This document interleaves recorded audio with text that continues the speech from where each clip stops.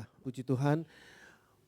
Ini saya pakai mic karena renungan ini direkam. Jadi ada beberapa yang meminta supaya renungan persekutuan doa pengerja direkam karena ada yang ingin dengarkan ulang, ada yang merasa mendapat wawasan baru, ada juga yang merasa mendapat berkat Tuhan melalui renungan ini, ada yang juga termotivasi dan macam-macam ya. Jadi saya pikir nggak ada salahnya juga untuk renungan ini direkam. Ada satu saat di mana bangsa Israel mengalami kondisi yang sangat buruk. Mereka itu terdiaspora, terpecah belah, terpisah-pisah satu dengan yang lain karena penguasaan dari bangsa-bangsa asing. Terutama bangsa yang sangat hebat, sangat kuat itu adalah bangsa Babel. Tapi setelah itu ada masa pemulihan. Ketika mereka ini dipulihkan dan mereka kembali untuk membangun bangsanya, untuk membangun negerinya, untuk membangun Yerusalem, untuk membangun Bait Allah kembali. Dan pada saat itu sesungguhnya orang-orang yang menjadi pelayan-pelayan Tuhan itu sudah porak-poranda, sudah tidak ada lagi. Sebagian sudah mati terbunuh, sebagian lagi sudah hilang dan sebagainya. Jadi mereka ini berada dalam kondisi benar-benar dilayani oleh orang-orang yang betul-betul baru. Dan di tengah-tengah kondisi seperti itu, ada firman Tuhan yang diberikan oleh Nabi Yesaya. Nabi Yesaya ini menyampaikan sesuatu yang sesungguhnya ajaib atau malah terdengar asing bagi mereka karena di antara mereka yang melayani Tuhan. Nabi Yesaya menyebutkannya begini pada Yesaya 61. Yesaya 61 ayat yang ke-6. Dikatakan begini. Tetapi kamu akan disebut imam Tuhan dan akan dinamai pelayan Allah kita. Dikatakan di sana bahwa orang-orang ini akan disebut sebagai imam Tuhan. Jadi ini kita perlu ingat kembali bahwa ini generasinya sudah bukan generasi di zamannya mereka baru masuk Kanaan.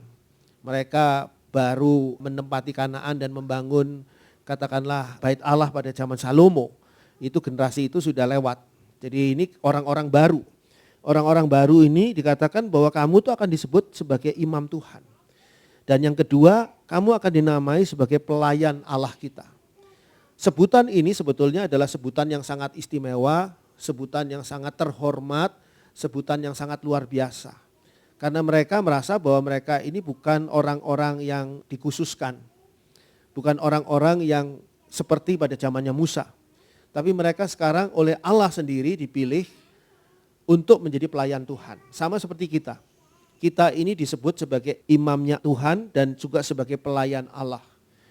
Kalau kita mengerti akan sebutan itu, maka kita akan menghargai posisi kita dalam melayani pekerjaan Tuhan.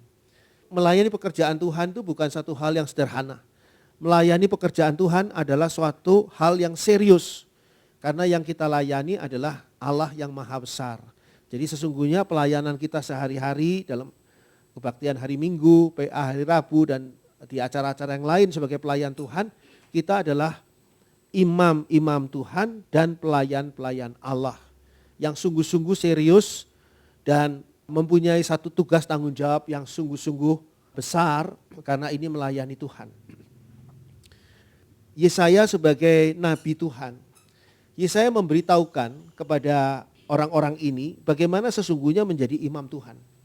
Bagaimana sesungguhnya menjadi pelayan Allah. Jadi bukan sekedar hanya disebut, hanya diangkat, bukan. Tapi ada hal-hal yang menjadi ciri atau tanda-tanda ataupun hal yang harus ada pada seorang imam Tuhan. Atau harus ada pada pelayan Allah. Dan kalau kita lihat semua tanda-tanda ini tidak dibagi-bagi antara tugas dari seorang yang pelayanan di mimbar misalnya itu berbeda dengan mereka yang melayani katakanlah sebagai penyambut jemaat atau melayani di musik dan sebagainya. Tidak dibatasi oleh jenis-jenis pelayanannya. Kita semua sama sebagai imam Tuhan, sebagai pelayan Allah. Lalu Yesaya memakai dirinya untuk menjadi contoh. Jadi ini adalah contoh bagaimana sesungguhnya kita menjadi pelayan-pelayan Tuhan. Sebelum mereka melayani, Yesaya memberikan dirinya sebagai teladan, sebagai contoh orang-orang yang melayani Tuhan. Seperti apa ciri-cirinya? Maka kalau kita lihat Yesaya menjelaskan begini pada Yesaya 61 ayat yang pertama.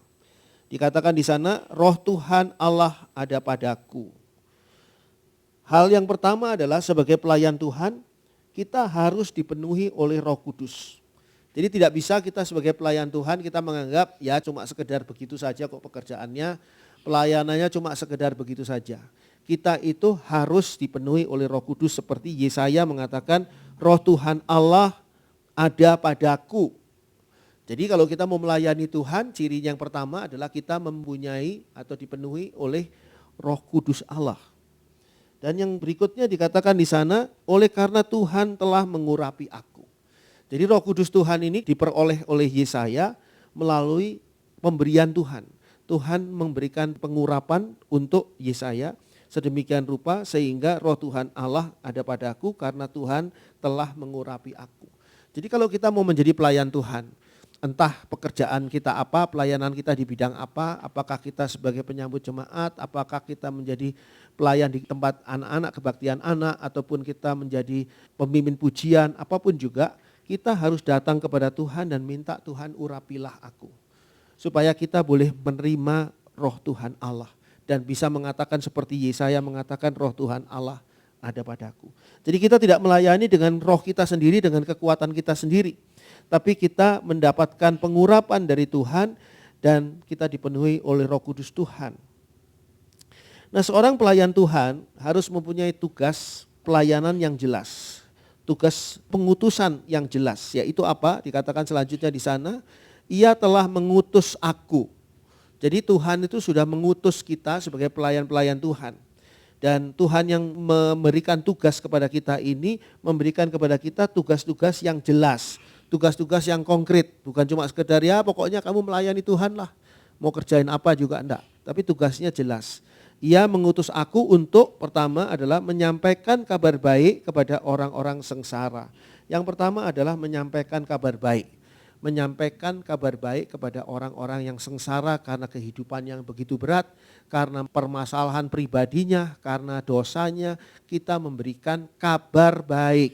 Jadi seorang pelayan Tuhan itu selalu membawa kabar baik kepada orang-orang yang dilayani.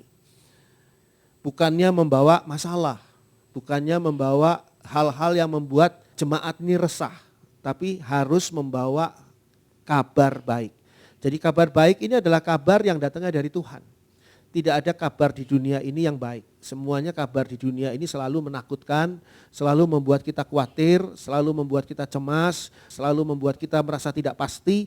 Tetapi kalau kita membawa kabar yang datangnya dari Tuhan, maka kita membawa kabar baik untuk orang-orang yang sengsara, mengalami kesengsaraan dalam hidup mereka. Yang berikutnya adalah pengutusan yang jelas itu adalah dikatakan di sana dan merawat orang-orang yang remuk hati. Yang kedua adalah merawat.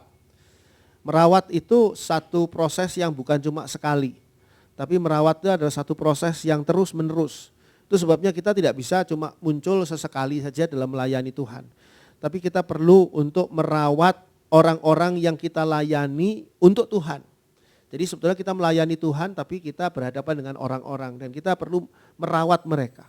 Kalau yang melayani di bidang musik mungkin melalui musik merawat jemaat ini. Yang di bidang nyanyi mungkin melalui nyanyi merawat jemaat ini. Yang bidang firman Tuhan ya melalui firman Tuhan merawat. Yang melayani anak-anak merawat anak-anak melalui pelayanan sebagai pelayan Tuhan. Merawat dikatakan di sana orang-orang yang remuk hati. Karena di sekeliling kita ini tanpa kita tahu banyak sekali orang yang remuk hati. Mungkin dia tidak cerita masalahnya apa, persoalannya apa dia tidak cerita. Tapi dia datang ke gereja dengan kondisi remuk hati. Karena kecewa, karena punya masalah, karena punya ketakutan, karena punya keputusasaan dan apa saja. Sehingga orang-orang ini merasa sebagai orang-orang yang dirawat oleh kita sebagai pelayan Tuhan. Yang ketiga adalah dikatakan di sana untuk memberitakan pembebasan kepada orang-orang tawanan. Jadi yang ketiga memberitakan pembebasan kepada orang tawanan. Tawanan karena dia ditawan mungkin oleh hidupnya dia yang buruk, oleh cara hidupnya yang salah, jalan hidupnya yang salah, tabiat sifatnya yang kurang baik dan sebagainya. Dia menjadi tawanan dosa. Nah, kita perlu melayani Tuhan melalui pelayanan kita ini untuk bisa memberitakan pembebasan, bahwa ada kebebasan di dalam Tuhan. Jadi mestinya orang yang sebelumnya datang dengan kondisi tertawan tadi, pulang dari gereja harusnya sudah merasakan bahwa dia sebagai orang-orang yang sudah bebas. Orang-orang yang sudah dibebaskan oleh kuasa Tuhan. Masalah mungkin masih ada, tapi sudah dibebaskan. Saya ambil contoh ketika Petrus ada di dalam bui penjara. Ketika Petrus di dalam penjara itu, malaikat Tuhan datang dan membimbing Petrus untuk keluar dari tempat penjara itu. Petrus sendiri masih ada di dalam selnya, tapi dia sesungguhnya sudah bebas. Sehingga ketika malaikat itu membimbing Petrus untuk keluar dari lapisan sel tempat dia ditahan dari penjara tadi, maka sesungguhnya dia sedang menjalani kebebasannya. Nah, seperti itu sebetulnya pelayanan kita. Kita harus menuntun orang-orang yang kita layani supaya mereka dibebaskan dari ketertawanan mereka. Jadi ketika mereka pulang, mereka mengalami satu hal yang baru. Lalu yang berikutnya adalah dikatakan di sana juga, dan kepada orang-orang yang terkurung kelepasan dari penjara. Jadi memberitakan kelepasan kepada orang-orang yang terkurung. Orang-orang yang terkurung mungkin karena apa yang sudah dilakukannya itu menjerat dia. Dia mengalami masalah dalam persoalan dalam hidupnya yang tidak bisa dia pecahkan. Dia terkurung oleh ketidakmampuannya. Dia terkurung oleh ketidakberdayaannya. Dan sesungguhnya kita sebagai pelayan Tuhan harus bisa dikatakan di sini memberikan berita bahwa di dalam Tuhan Yesus ada kelepasan. Jadi memberikan kelepasan kepada orang yang terkurung. Dan di sini membuat mereka merasa bebas, merasa tidak lagi dikuasai oleh masalah mereka, tapi mereka bisa menyelesaikan masalah mereka dengan pertolongan Tuhan. Mungkin ada yang bertanya dalam hati, bagaimana caranya bisa menolong orang-orang seperti ini, seperti yang dicontohkan di Yesaya 61 ayat 1 ini. Bagaimana caranya? Sedangkan saya misalnya cuma petugas kolektan.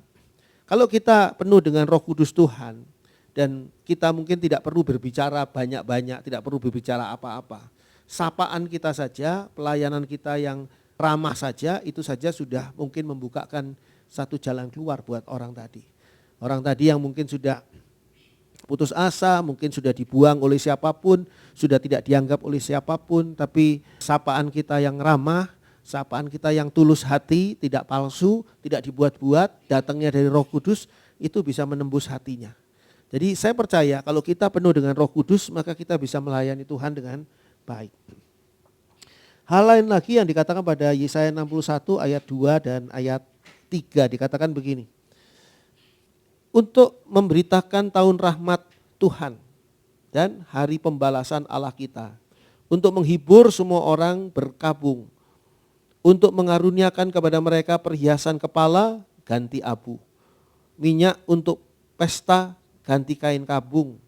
Nyanyian puji-pujian ganti semangat yang pudar.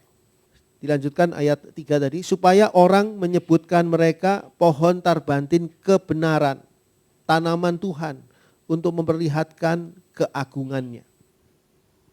Jadi kalau kita lihat di sini, yang lain adalah tujuannya atau tugas kita sebagai pelayan Tuhan yang penuh dengan Roh Kudus adalah pertama dalam ayat 2 ini dikatakan memberitakan tahun rahmat Tuhan. Tahun rahmat Tuhan adalah masa anugerah. Masa anugerah Tuhan saat ini. Di mana saat ini itu masih dalam masa anugerah Tuhan. Di mana kita masih bisa membawa orang untuk meminta ampun kepada Tuhan. Orang untuk diperkenalkan kepada Tuhan. Orang untuk bertobat dan diperbarui oleh Tuhan. Ini masih zaman anugerah. Masa anugerah sehingga dikatakan di sini untuk memberitakan tahun rahmat Tuhan. Tahun rahmat Tuhan ya sekarang. Tahun kemurahan Tuhan ya sekarang ini. Dan yang kedua, dan hari pembalasan Allah kita. Nah, hari pembalasan Allah kita itu hari akhir atau akhir zaman. Hari pembalasan Allah kita itu pasti akan datang. Jadi kita selain memberitakan bahwa sekarang masa anugerah, sekarang tahun rahmat Tuhan, tapi kita juga mengingatkan semua orang bahwa dunia tidak akan terus berlangsung seperti ini loh. Suatu saat kelak semuanya akan berakhir.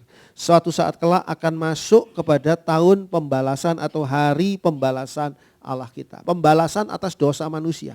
pembalasan atas kejahatan dunia ini. Sehingga kita perlu secara serius untuk menyerahkan diri kita ke dalam tangan Tuhan, secara serius kita perlu ibadah di hadapan Tuhan. Dan dikatakan di sana juga apa yang kita sampaikan tadi tentang tahun rahmat Tuhan ini supaya kita bisa menghibur mereka yang berkabung. Mereka yang berkabung ini dikatakan pada ayat 2 untuk menghibur semua orang berkabung.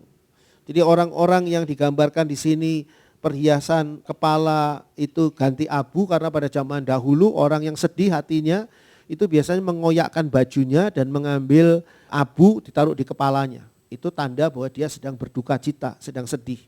Tapi sekarang dengan apa yang kita sampaikan, pelayanan kita harus bisa menghibur orang tadi sehingga dia mendapatkan perhiasan kepala untuk menggantikan abu kesedihan. Perhiasan kepala menggambarkan di sini kemenangan, kemenangan atas masalah mereka, kesedihan mereka dan sebagainya. Menggantikan duka cita ini menjadi sukacita. Dikatakan tadi minyak untuk pesta ganti kain kabung ayat 3. Jadi biasanya orang berkabung itu pakai kain kabung, ini sekarang diganti dengan minyak pesta, berarti gambaran kemenangan. Pesta, perhiasan kepala, semua ini gambaran orang-orang yang menang, gambaran pahlawan, gambaran orang yang menang. Nyanyian puji-pujian ganti semangat yang pudar. Tadinya mereka tuh semangatnya sudah pudar, udah tidak punya harapan lagi buat hidup, tidak ingin melanjutkan hidupnya. Sudah rasanya putus asa karena penyakitnya, putus asa karena hutang-hutangnya, putus asa karena permasalahan rumah tangganya, putus asa karena orang-orang yang jahat di sekitarnya dan sebagainya. Masih banyak sekali yang bisa membuat orang putus asa, semangat mereka pudar. Tapi dengan pelayanan kita bisa menghadirkan nyanyian pujian. Itu sebabnya penting sekali. Untuk kita bukan cuma sekedar menjalankan tugas kita. Yang penting pokoknya saya sudah menjalankan tugas saya selesai, bukan. Tapi kita harus berpikir bahwa tugas kita ini harus memberi dampak. Dampak yang baik, dampak yang positif kepada orang yang kita layani. Tugas yang kita jalani ini harus memberikan perubahan bagi orang yang kita layani. Perubahannya adalah orang-orang ini tadinya duka cita, sekarang menjadi sukacita. Ingat ya.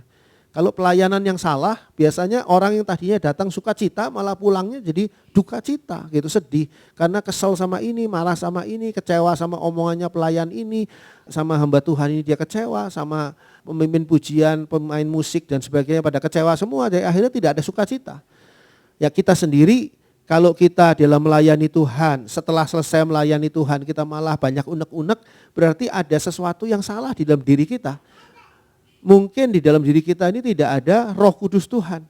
Kalau ada Roh Kudus Tuhan, saya yakin Roh Kudus itu akan menolong kita untuk kita bisa melihat segala sesuatu dari sudut pandang Tuhan. Jadi bukan dari sudut pandang kita sendiri yang lalu menilai orang lain secara buruk, negatif lah dan sebagainya, pikiran kita salah dan sebagainya, enggak seperti itu. Jadi kita perlu koreksi diri kita juga, jangan sampai setelah kita selesai melayani, bawaan kita jadi kesel, jengkel, bukannya sukacita. Harusnya setelah selesai melayani kita rasanya sukacita gitu, karena sudah berhasil melayani Tuhan, sudah berhasil mengubah orang lain dari duka cita menjadi sukacita. Orang lain saja yang lagi sedih kita bisa bawa sukacita di dalam hatinya, masa kita sendiri tidak punya sukacita. Jadi ini merupakan tanda-tanda atau ciri-ciri dari pelayan Tuhan versi dari Yesaya. Jadi Yesaya ini menjelaskan kepada kita bahwa kita nantinya akan disebut sebagai pohon tarbantin kebenaran. Dikatakan sebagai ini itu karena apa? Karena kita bukan pohon yang gampang mati, pohon yang gampang layu, pohon yang gampang tumbang. Tapi pohon tarbantin, ini pohon yang kuat, yang isinya adalah kebenaran. Jadi kita tidak hanya mempunyai perilaku yang benar, sikap yang benar hanya berlangsung hanya pada saat kita melayani Tuhan saja. Setelah pulang rumah kita menjadi orang yang jauh dari firman Tuhan, jauh dari benar di hadapan Tuhan dan sebagainya. Tidak seperti itu, tapi kita pohon tarbantin kebenaran. Berarti kita merupakan kebenaran yang kokoh, kebenaran yang kuat. Yang walaupun diterpa badai pun kita tetap berdiri, pohon ini tetap tidak tumbang, tetap berdiri. Dan disebutkan di sana sebagai tanaman Tuhan. Kenapa kok disebutkan sebagai tanaman Tuhan? Tanaman ini sifatnya tumbuh. tanaman itu selalu sifatnya tumbuh. Artinya apa? Sebagai pelayan Tuhan kita harus bertumbuh. Jadi kita jangan berpikir bahwa oh sebagai pelayan Tuhan kok saya begini-begini aja ya. Dari dulu kolektan, kerja saya kolektan terus bertahun-tahun kok. Bukan seperti itu kita tidak sedang bekerja di kantoran. Kita itu adalah orang-orang yang bertumbuh seperti disebutkan di sini tanaman Tuhan. Tanaman Tuhan itu berarti kita bertumbuh. Bertumbuh di dalam pelayanan. Sehingga kita akan mempunyai bukan cuma pengalaman pelayanan, tapi mempunyai kedalaman dalam pelayanan.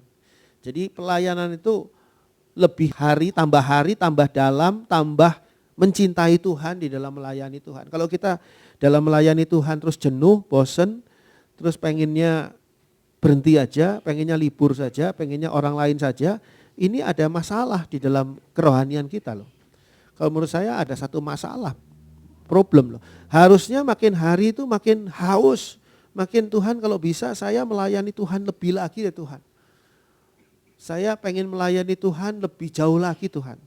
Ya saya ambil contoh seorang pelayan Tuhan di suatu gereja, pernah ada satu pelayan Tuhan yang berdoa. Dia itu melayani Tuhan di bidang apa? Kolektor. Dia di bidang kolektor. Gereja itu gereja kecil, gereja itu jemaatnya sedikit. Jadi kolektor itu dia jalan sebentar sudah selesai. Dia bilang Tuhan saya tidak ingin jalan sebentar kolektor dan selesai. Lalu kolektor sudah selesai, tugas saya selesai Tuhan.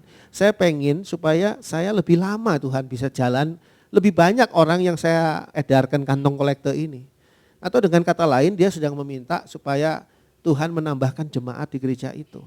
Dan doanya didengar Tuhan. Akhirnya gereja itu menjadi satu gereja yang makin lama makin besar, makin banyak jumlah orangnya. Dan dia makin lama mengedarkan kolektornya. Karena apa? Karena orangnya makin banyak.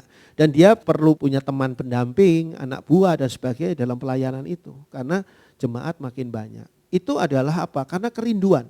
Kerinduan dari orang yang melayani. Saya ingin melayani lebih banyak lagi orang. Saya ingin melayani lagi lebih baik lagi. Saya ingin melayani lebih dalam lagi. Lebih berkualitas lagi. Bagaimana caranya ya? Doa. Kita minta Roh Kudus urapi saya. Penuhi saya dengan Roh Kudus Tuhan. Pelayanan dari seorang pelayan Tuhan. Itu mempunyai tujuan untuk membangun dan memulihkan hidup manusia. Bahkan hidup manusia yang sudah parah, yang sudah hancur, yang sudah tidak mungkin dipulihkan. Seperti dikatakan pada ayat 4. Dikatakan di sana, mereka akan membangun reruntuhan yang sudah berabad-abad. Ini reruntuhan yang berabad-abad ini sulit loh buat dibangun lagi. Karena ini sudah reruntuhan berabad-abad, bukan baru kemarin. Artinya apa? Pelayanan kita sebagai pelayan Tuhan harus bisa membangun, memulihkan hidup manusia, bahkan yang sudah lama hidupnya hancur. Sehingga disebutkan menjadi reruntuhan sudah berabad-abad. Hidupnya sudah hancur dari sejak muda misalnya.